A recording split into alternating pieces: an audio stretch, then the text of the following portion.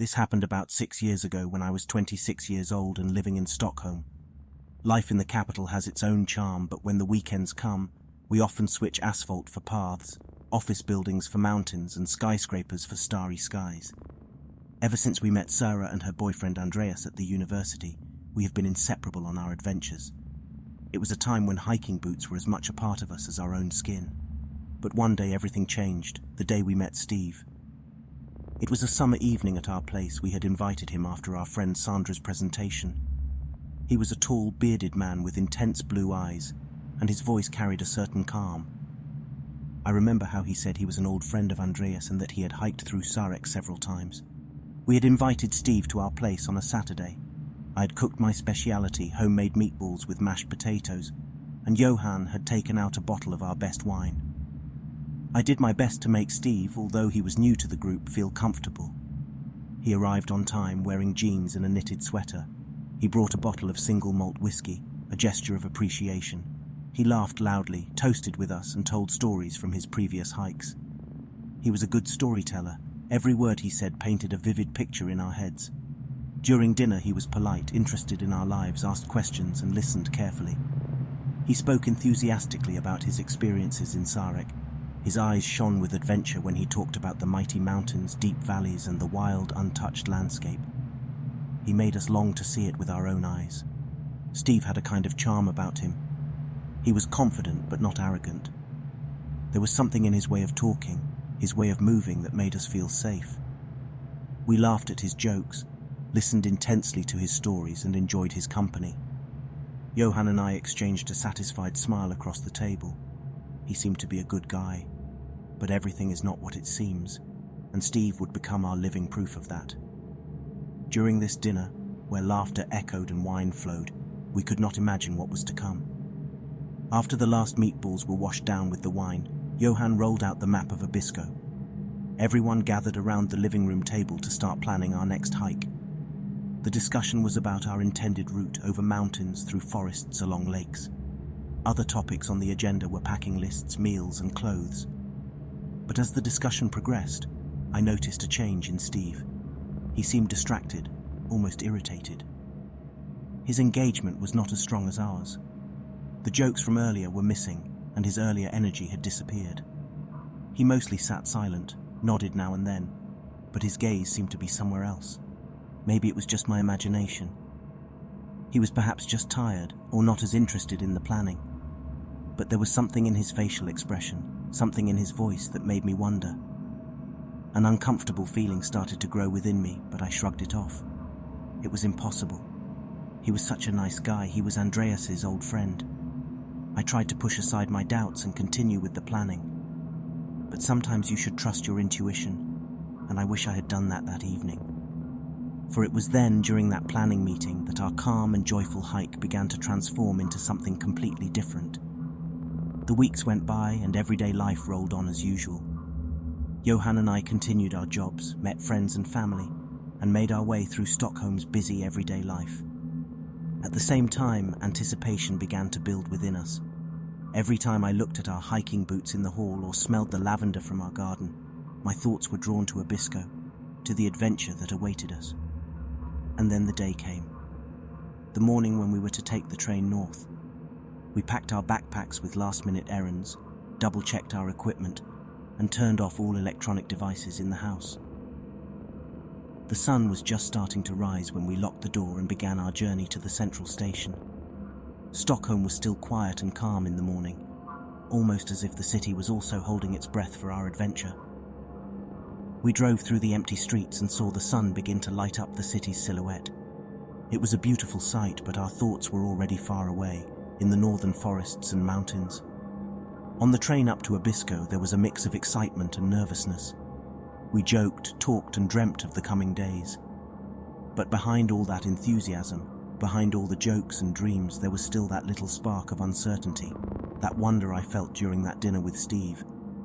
I shrugged it off again, tried to focus on the positive, but it felt like there was something I had missed, something I had overlooked. When we finally arrived at Abisko, it was like stepping into another world. The fresh air and the untouched nature welcomed us. Originally, our plan had been to hike through Abisko, but Steve had convinced us to change course.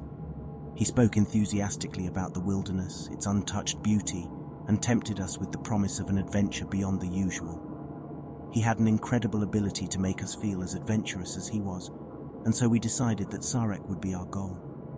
The preparations were thorough. We had packed backpacks filled with all the equipment we needed to survive in the wilderness.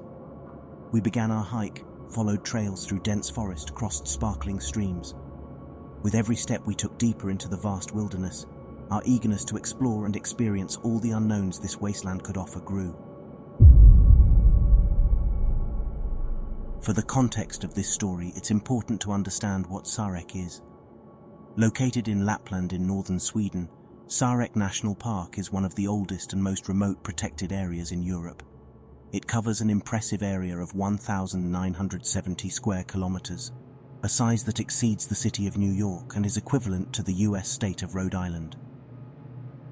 Sarek is home to several of Sweden's highest mountains and about 100 glaciers, making it a powerful wilderness and one of the last untouched wilderness areas in Europe. Its beauty is grand, but it is equally unpredictable and potentially dangerous. The great challenge with Sarek is not just the remote location, but also the lack of standardized infrastructure and communication opportunities. Hiking here requires a high level of physical fitness, expertise in navigation and survival. No marked trails, no cabins, just nature and your survival skills. The inhospitable terrain is often steep and rugged, lined with deep ravines and fast-flowing rivers. The weather is equally unreliable, with rapid changes that can include everything from snowstorms to pouring rain and strong winds to dazzling sunshine. And if a storm were to hit, there is nowhere to seek shelter. You are completely at the mercy of nature's whims. Sarek, in its rawest and most relentless form, can be as deadly as it is beautiful. A mistake, lack of preparation or respect for nature's power can have disastrous consequences. Hiking here is not for the inexperienced or untrained.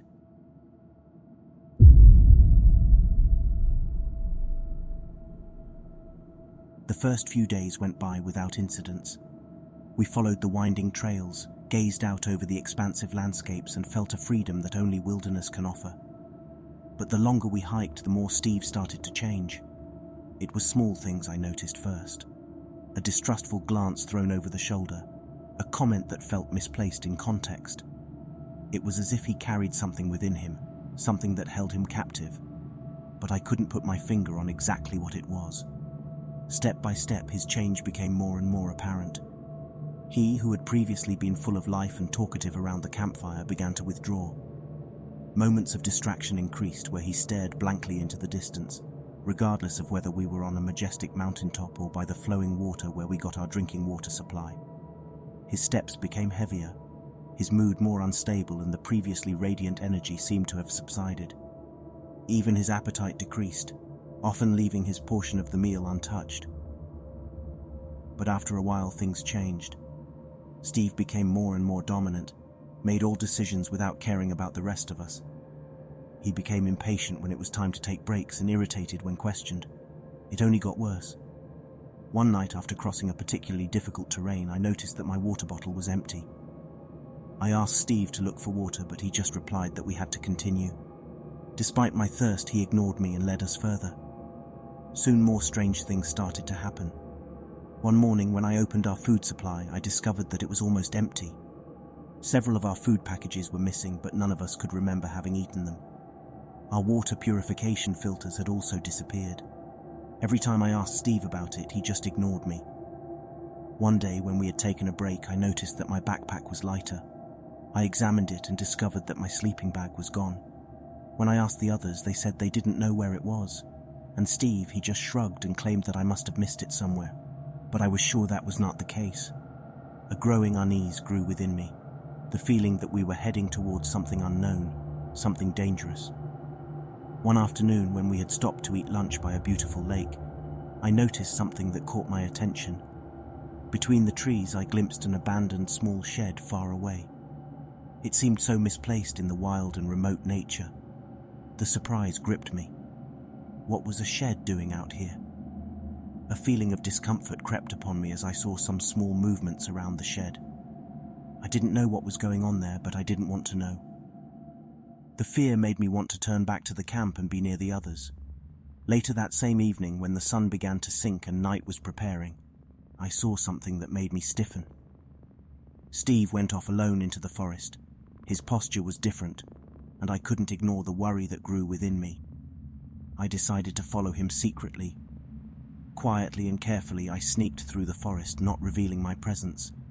Suddenly, I heard voices. Their conversation was soft, but I could hear that it was about something dangerous. My heart started to beat faster, and I knew something was seriously wrong. I didn't dare to stay longer and quickly turned back to our camp, careful not to be detected. Back at the camp, my thoughts were in chaos. I didn't know what I had just witnessed or what it meant for us. Once back in my tent, I heard strange noises outside. It was as if something or someone was moving around out there. I lay completely still, held my breath and listened intently. The sounds disappeared as suddenly as they had come. I lay awake all night pondering what to do. Steve's behavior and the presence of the other people filled me with fear and suspicion. There was something unnatural going on, and I knew I couldn't ignore it. I knew I had to tell Johan what I had seen. He wouldn't believe me if I didn't have proof. I woke him up and told him what I had seen. We decided to wait and be observant, try to gather more information about what was going on. But it was as if the air in the camp had changed. Steve seemed to be extra quiet and withdrawn the following day. His face was pale and his eyes filled with deep worry. The night came and Steve disappeared. He had left parts of his equipment outside the tent and was gone all night. We searched for him in panic, called his name and searched the camp. But he was gone without a trace. Fear took hold of us. What had happened to Steve? Was he in danger? The understanding reached us that the camp could no longer be our safety. It was no longer an adventure, but a fight for survival. Quickly, our stuff was packed up, and the camp was left as soon as possible.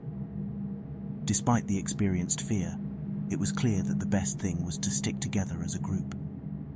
Sandra was very quiet, and I could see that Andreas was worried for his friend.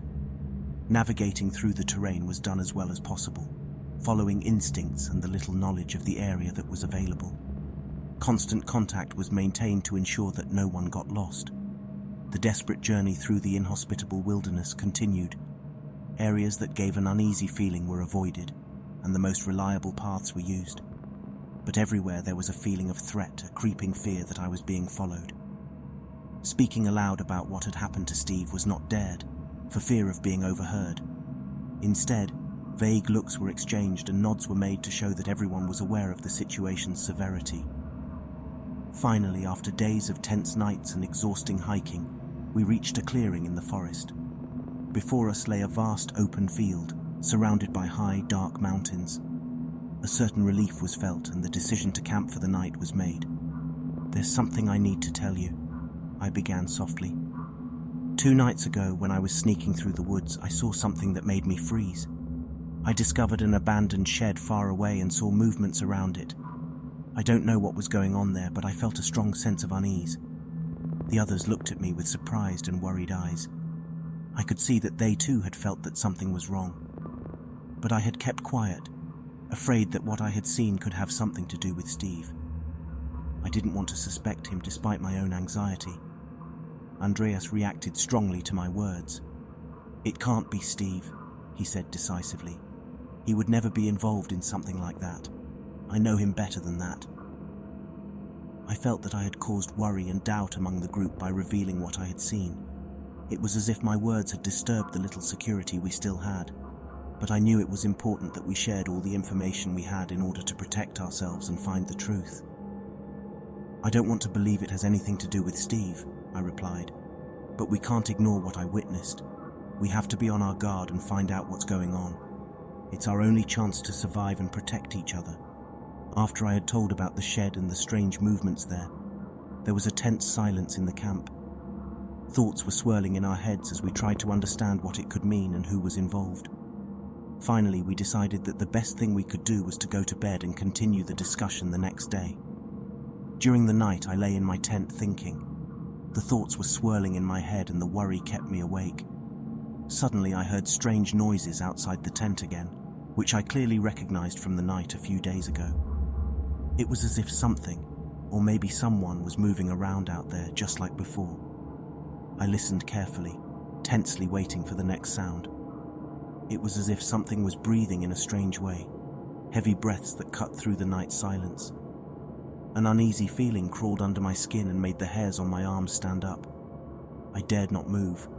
I lay completely still and held my breath, unsure whether it was an animal or something else terrible sneaking around outside the tent. It was as if time stood still, and I could only wait for the sound to disappear. After a long, agonizing wait, it finally became silent. The sound disappeared, just as it had come. An icy feeling of loneliness and abandonment gripped me. I realized that I hadn't been able to sleep during the frightening night and that I didn't dare to move until early the next morning. A quiet breakfast was followed by a continued search in the surrounding area. The fear was present, but we still allowed ourselves to hope. Steve could still be alive. But with every step we took, the hope disappeared more and more into the Sarek wilderness. In the afternoon, we found what we feared the most: Steve's abandoned tent. It was several kilometers from our campsite, hidden in a natural depression between two enormous boulders. The tent was not only abandoned, it was also torn apart, damaged by an unknown force. The fabric fluttered in the cold wind. The place was silent, eerily silent. I stood there looking at the ruined tent. The silence engulfed us. The decision was made to leave Sarek. With Steve's disappearance hanging over us, we packed our things and began our journey out of the wilderness. When we reached the border, we felt a chill instead of relief. We had left the wilderness behind us, but it still felt as if a part of us was still there. We contacted the local authorities about Steve's disappearance, and they promised to send a search team. With this, our stay in Sarek ended. After our report, life went on, but it was different now. Thoughts of the real wilderness were now over, now that we had truly experienced it. But we rarely spoke about it. It was like an unwritten rule between us. Steve was gone, and despite the many searches and investigations, he was never found.